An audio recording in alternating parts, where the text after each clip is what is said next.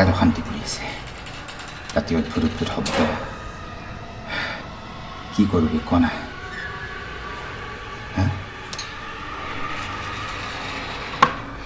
এনেকৈ থাকিব নোৱাৰিম নহয়